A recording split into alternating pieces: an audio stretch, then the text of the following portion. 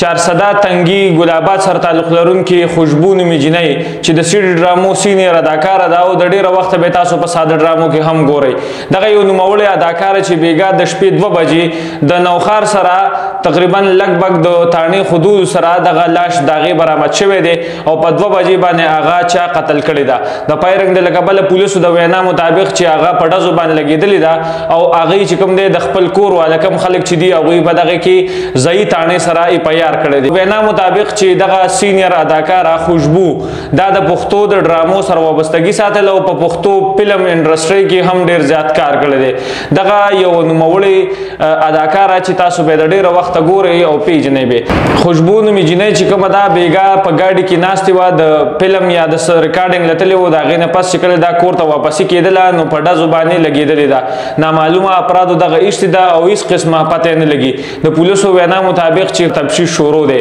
د پولیسو وینا مطابق په هغې کې تفتیش تر اوسه شروع دی او کیږي. د ملزمانو گرفتاری دونه مشکل نه ده او زر تر زره به گرفتار شي. دغه پیغام تاسو درکو. دغه خوشبو نومې جینۍ چې کومه دی تاسو په ډرامو کې ګورئ په سیډ ډرامو کې او په ساده ډرامو کې هم ډېر زیات کار کړی دی. کله هم چې د دغه شانتې ناوړې پیښه راشي موږ تاسو له وخت تر وخته اپډیټ درکوو. که تاسو وګورئ په سیمه کې داسې په ګڼ تعداد باندې بلا ځوانان علیمان او دغه شانتې پنکاران وژل کیږي. د هغې د له کبله موږ اواز اوچتوو په دغه سوشل میډیا باندې د انصاف غوښتنه کوو خو انصاف نه میلاویږي.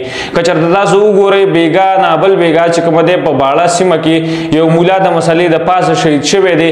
دغه نه مخکې که تاسو وګورئ بلا پیښې مخې ته راغلي دي.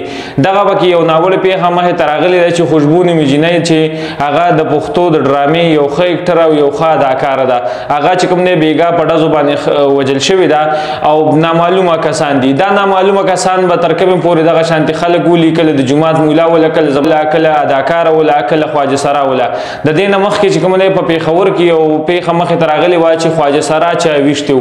هغې چې کومه دی نو بیا د خپل حق تپوس په ډېر ځانګړې توګه باندې کړی چې تاسو سره مخامخ وه. دغه یو لیجنډ اداکاره چې خوشبو نومې جینۍ ده دې په سیډ ډرامو په پښتو ډرامو کې ډېر زیات کار کړی دی.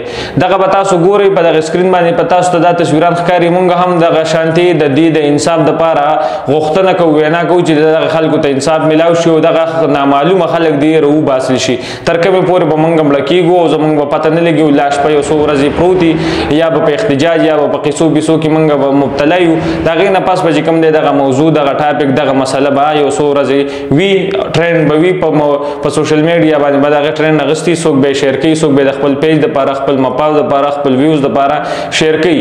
خو د هغې نه پس چې کوم دی هغه کورنۍ ته هېڅ قسمه انصاف نه میلاویږي. موږ د انصاف غوښتنه کوو او موږ وایو چې دغه خلکو ته انصاف میلاو شي. دغه ورکوټې غونډه کې پیغام یې سره شیر کړو چې چېرته مو یې ښاد خوشحاله آباد اوسئ. د لوی الله په امان.